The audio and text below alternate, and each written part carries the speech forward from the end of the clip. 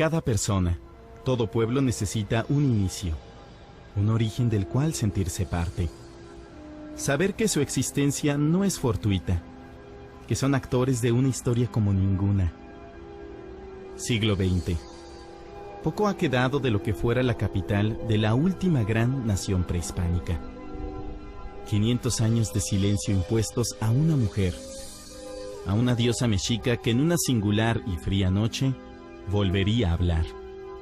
Esta es su historia.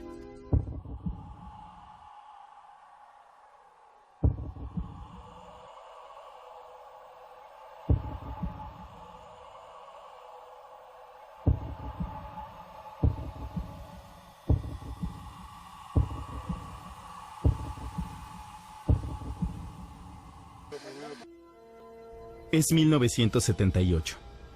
Atrás ha quedado la época del llamado Milagro Mexicano. El país cuenta con una población de casi 70 millones de personas y va en aumento. No existen las computadoras personales, internet, las redes sociales y menos los teléfonos celulares. Yo no recuerdo otro hallazgo que haya tenido tal repercusión mediática, ¿no? Sí, porque todos los días las principales televisoras, los principales diarios estaban pendientes de qué se había encontrado. Todo México se enteró casi instantáneamente de que se había encontrado una gran escultura en el centro histórico, ¿no? ¿Qué tipo de vestigio, de reliquia pudo aparecer en la capital de la República Mexicana, capaz de formar filas enormes en las calles con tal de observarla unos instantes? Es una deidad femenina que está decapitada y desmembrada, es decir, sus brazos, sus piernas están separadas del tronco. Una imagen que podría remitirnos a esa celebración tan tradicional, pero al mismo tiempo tan característica del pueblo mexicano, como lo es el Día de los Muertos. El propio Octavio Paz afirmaba: «Dime cómo mueres y te diré quién eres». La vida y la muerte en nuestra historia parecen ir siempre de la mano. Una diosa mutilada en cuyos miembros esparcidos los antiguos mexicanos observaban la primera acción de su guía espiritual. Pero antes de hablar de este colibrí del sur, ¿dónde inicia esta historia? En la madrugada del 21 de febrero de 1978, había un grupo de obreros trabajando en la esquina de Guatemala y Argentina. Iban a abrir para colocar unos cables, en fin, una serie de cosas de este tipo. Y de repente dieron con parte de una piedra, de una escultura. Una llamada anónima. Hay quien dice que solo escucharon la voz de una mujer. Me pregunto si sería acaso la misma diosa pidiendo auxilio. Esta llamada avisó a la Oficina de Rescate Arqueológico del Instituto Nacional de Antropología e Historia. La que pinta su rostro con figuras de cascabel tiene por medidas 3.25 metros de diámetro y se encontraba fracturada casi a la mitad. ¿Qué tan lejos estuvo de los pies de millones de mexicanos en más de 5 siglos de prisión? 1 metro con 90 centímetros. Era lo que nos separaba de Tenochtitlan. Bueno, trajo un cambio radical en el conocimiento, tanto en el conocimiento de la sociedad mexica como en la historia de la excavación arqueológica en el centro histórico de la Ciudad de México. Porque gracias a ese hallazgo fue que se realizó la excavación completa, integral del Templo Mayor. Hoy en día uno de los grandes atractivos turísticos del Distrito Federal son las ruinas del Güey Teocalli, donde puede apreciarse un poco de aquella gloria que maravillara a los conquistadores españoles. Un cascabel adorna la mejilla.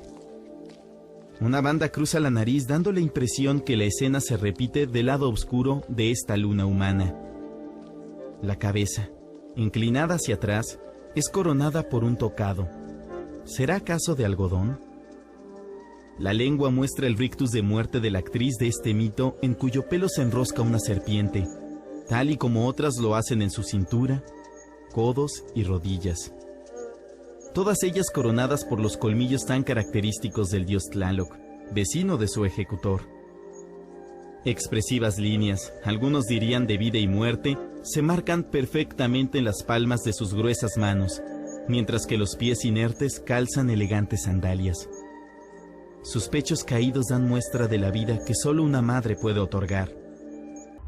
La Coyolxauhqui despertaría un interés renovado y nuevas corrientes de investigación sobre la gloria y el final de los mexicas.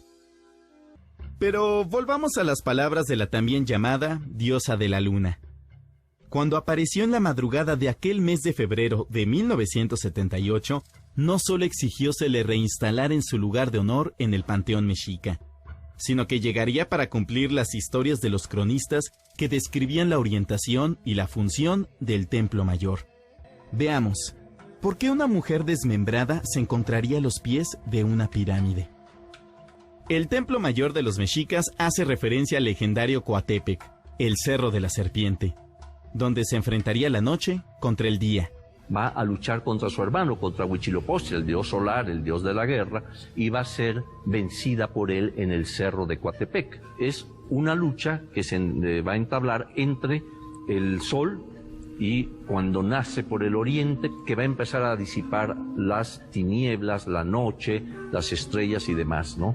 Entonces el sol triunfa sobre estos poderes nocturnos, ¿verdad? Los abate. Huitzilopochtli derrota a Coyolxauhqui, la decapita y arroja el cuerpo de ella, lo despeña pues por el cerro de Coatepec. Y al caer, así nos lo dice el mito, su cuerpo se desmembró, sus miembros se dispersaron. De esta manera, en el templo mayor, Huitzilopochtli estaba arriba, en su templo, victorioso, y Coyolxauhqui abajo, derrotada y desmembrada, ¿no? Coyolxauhqui, guerrera caída en batalla, no solo representa la victoria del día frente a las tinieblas, sino que dentro de las diversas deidades prehispánicas tenemos un monumento donde el rostro no es una calavera amenazante con fauces que devorarán nuestras carnes y lenguas escurriendo chorros de sangre. Una diosa muy humana a diferencia de su madre.